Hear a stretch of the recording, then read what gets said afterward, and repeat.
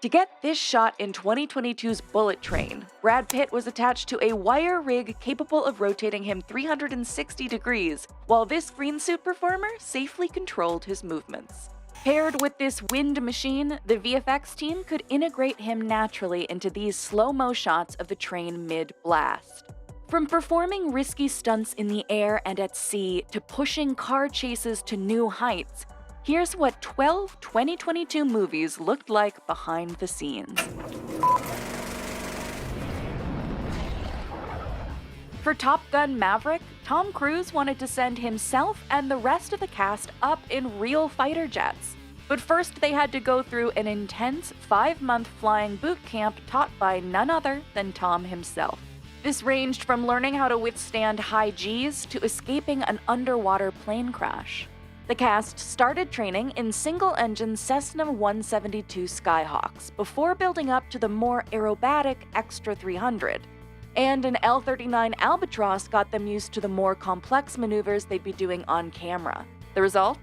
Realistic facial contortions like this. Tom really was launched off the USS Theodore Roosevelt in an FA-18. He accomplished this shot, normally reserved for naval aviators, in 4 to 5 takes. To capture all the action and reactions of the actors, the crew had to put cameras everywhere. They captured the exterior shots on the ground as well as from these camera planes following all the action from above. They also put 6 cameras capable of capturing IMAX footage in each cockpit. Because space was tight, the cameras had to be small, and each one could also be split apart, allowing the crew to detach the lens from the body and capture a variety of angles. Okay, cameras on. There you go.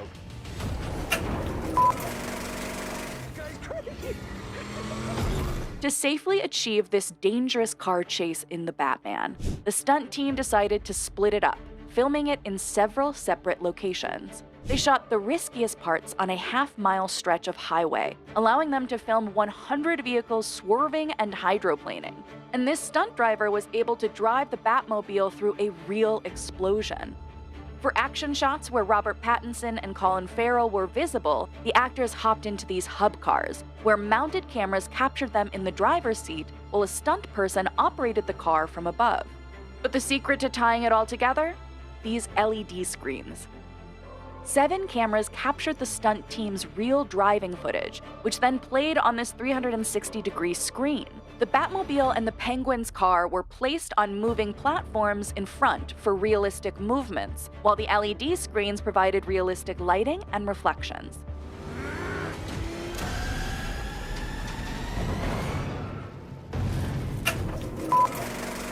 Tom Holland described the stunts in this scene from Uncharted as the most difficult of his career. The team broke the action down into several parts. When Tom's character first falls out of the plane, they shot the sequence vertically to better simulate falling through the air. They attached the crates to these giant robotic arms, which moved the boxes back and forth while Tom was safely secured to these wires. When Tom climbs back into the plane, they placed the boxes horizontally to allow him to more easily jump from crate to crate. And this car isn't real. The front section was attached to a rig to pull it forward, and the stand-in was later replaced with a CG model. Tom was attached to a set of wires to both pull him forward and keep him horizontal.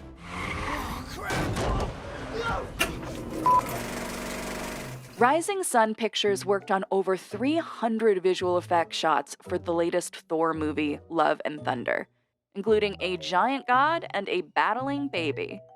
Outlandish scenarios like these required fully digital doubles. In this shot, the gigantic Rapu was standing on a platform, while Gore, played by Christian Bale, was lifted up by this tuning fork to make it look like Rapu had him in a chokehold. Animators replaced Rapu with a fully digital double for greater control, but they mapped the actor's real face onto the digital body to keep his performance intact. They did a similar replacement for Gore. On set, Christian was held up on his back. By replacing the angle of his body, it would look more like the character was actually being held up by his neck. And Baby Thor is based on a real infant. Rising Sun Pictures fed reference photos and behavior videos into a machine learning pipeline. So while Baby Thor's look and movements were animated, they were directly derived from real references, making it seem even more lifelike. In Multiverse of Madness, Doctor Strange and Scarlet Witch battle while flying or floating. So Elizabeth Olsen and Benedict Cumberbatch, along with their stunt doubles, had to be ready for some intense wire work. Like here, when Wanda launches herself backwards during the Illuminati fight. Stunt double CC Ice was attached to a backwards flying ratchet. This setup required strong core engagement mid-flight, so she wouldn't fall forward or backward during the ascent and descent.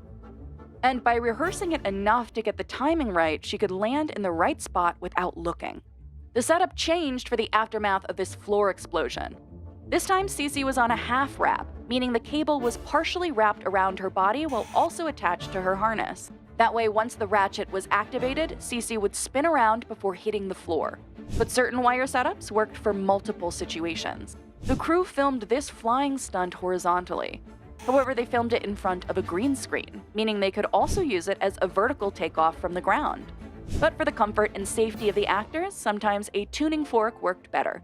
In the final shots, they were either locked in place with a harness or put into this twisting ring. That let them spin and flip while attached to the fork. Great for mid-air fight scenes. The crew of Jordan Peele's Nope built the Haywood Ranch house from scratch over a period of 10 weeks. During filming, it would also have to be drenched in blood. To achieve these terrifying shots, the special effects team took rain bars used to create movie rain and filled them with water that was dyed red.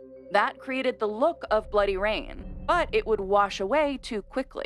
To show the lasting damage of the blood, production designer Ruth DeYoung sprayed the house with a non-toxic oil mixture she first used on There Will Be Blood that would soak naturally into its surroundings.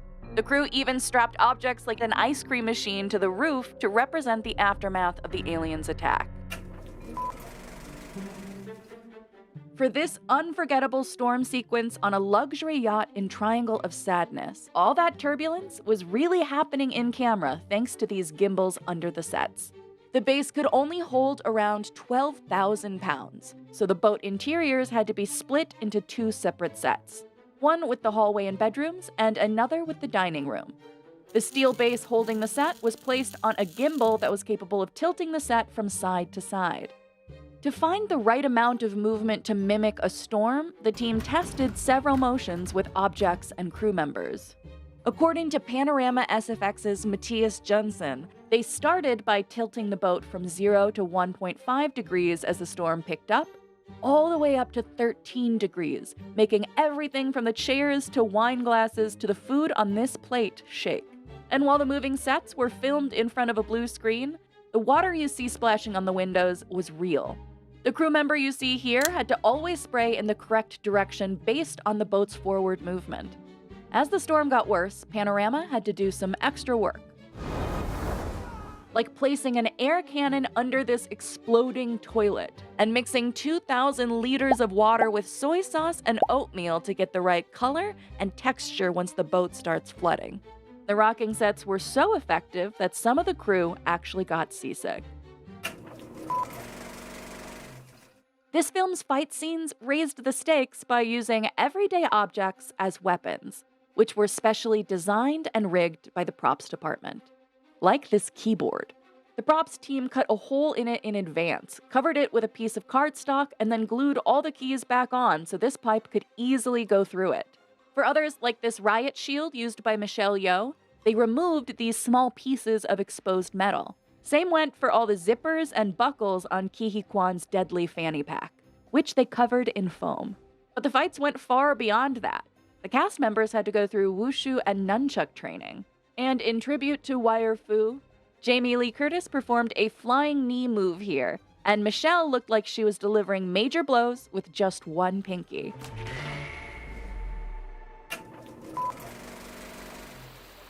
The disaster film Moonfall employed wind machines, flooded sets, and fake snow.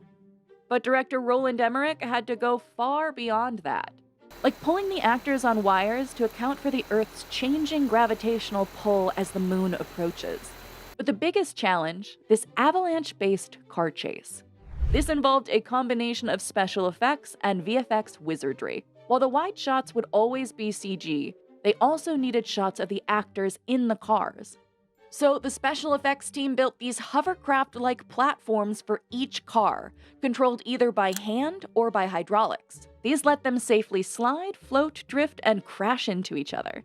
All that action was captured by cameras attached to these 3-axis cranes. That way, the action could be more effectively integrated into the wider CG shots. To create the illusion of a real moving train for Bullet Train, the crew built 2 different detached cars on a soundstage to represent different sections. When the train needed to pull up at a station, the cars were attached and placed onto a pulley system. The legs released air pressure against the floor, allowing the cars to slide easily.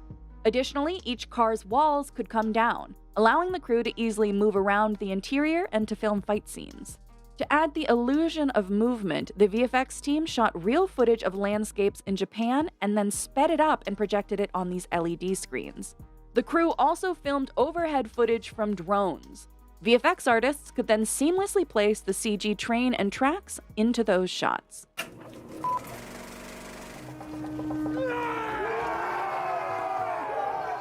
While most action movies use as many cameras as possible, the Northmen made the unusual decision to use just one. That meant fewer cuts during action in the one-take berserker battle. The cast and crew had way less room for error in all the foreground and background action. 90% of the movie had to be storyboarded and pre-planned with a smaller model of the village. The stunts were also planned around the camera's path, which would move from cranes to pursuit vehicles to boats. One way to sell this whole illusion? Hidden camera edits known as stitches, which disguise the edits in the scene. You can see one here as the camera swings onto the Viking ship. You can see one of the cast members ducking the camera's path right here. The raid itself contained only 4 stitches, including this one when Alexander Skarsgård's character scales a high wall, and another at this brutal stomp.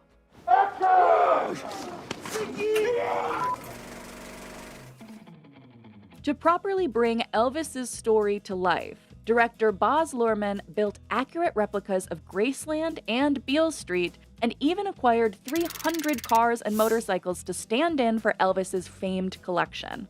And while actor Austin Butler went through over 90 costume changes, that wouldn't make a difference if he couldn't imitate Elvis's iconic moves. So he worked with movement coach Paulie Bennett. To help him really embody and nail the moves, Paulie had Austin study references beyond concert footage, like animals, and specifically their eye movements. They studied alligators emerging from the water and scoping out their terrain, and cats to mimic the cat-like eye movements they saw in The King. Selling the performance meant also working on the reactions. So Paulie coached these Elvis superfans known as the Scream Queens. She rehearsed with them until they got their exaggerated arm waving, body shaking, and screams down.